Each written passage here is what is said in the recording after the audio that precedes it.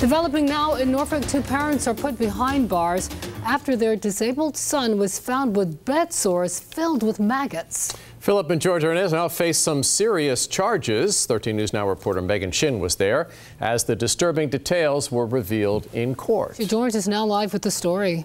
Well, you guys, this is definitely quite a story. Court documents show Philip and Georgia Arends are facing charges including allegedly abusing and neglecting their son.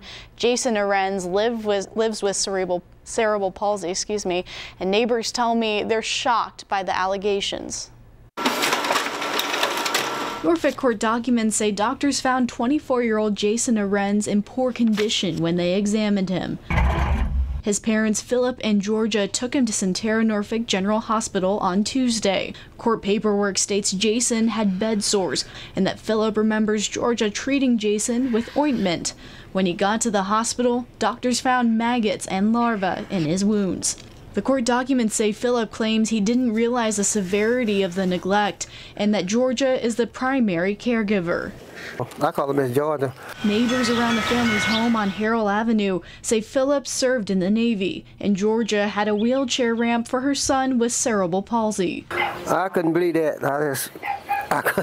I was shocked when I heard that because I know she really took good care of him. Besides mentioning the maggots and larvae, the court paperwork says Jason arrived at the hospital covered in feces, dehydrated and starving.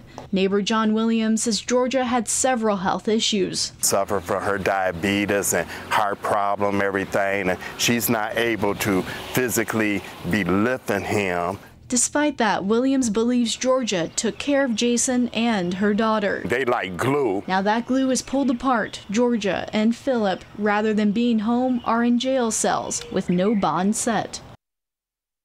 Philip and Georgia are expected to have a bond hearing next Tuesday. Because of Jason's cerebral palsy, he was appointed Colleen Dickerson as his guardian ad litem attorney.